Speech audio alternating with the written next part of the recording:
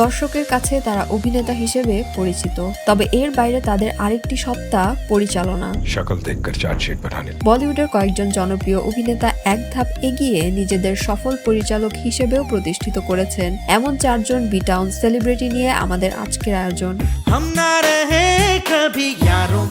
বলিউডের mister perfectionist হিসেবে পরিচিত আমির খান 2007 সালে তারে জামি পার ছবির মাধ্যমে পরিচালনায় পদার্পণ করেন তিনি।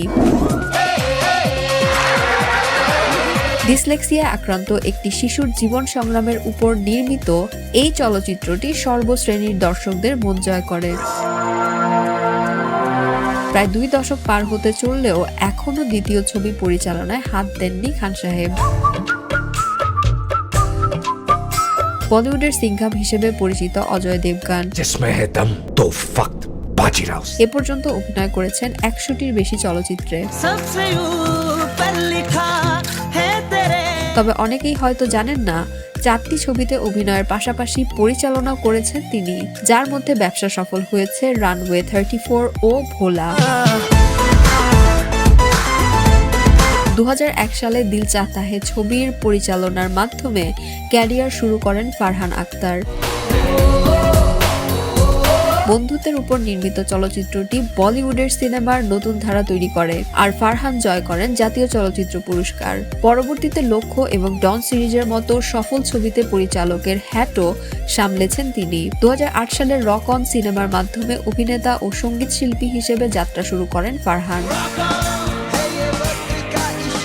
ভাগ মিল্খা ভাগ সিনেমার অনবদ্য অভিনয় এখনো অনেকের চোখের সামনে ভাসে।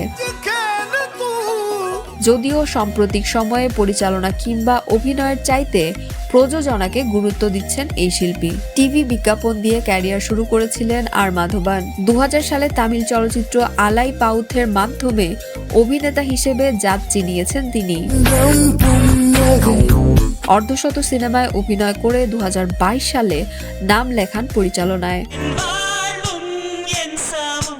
রকেট্রি দ্য নাম্বি ইভেন্ট চলচ্চিত্রে বিজ্ঞানী নাম্বি নারায়ণের চরিত্রে অভিনয় ও পরিচালনা, 2টি কঠিন কাজ একই সঙ্গে করেন তিনি।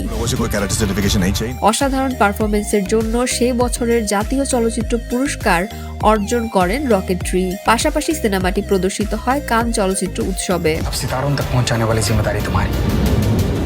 ভিডিও ভালো লাগলে লাইক, কমেন্ট এবং শেয়ার করতে ভুলবেন না। আর এন্টারটেনমেন্ট নিয়ে এমন আরো ইন্টারেস্টিং কন্টেন্ট পেতে চ্যানেল ওয়াশিংটন বাংলা এন্টারটেনমেন্টে এক্ষুনি সাবস্ক্রাইব করুন।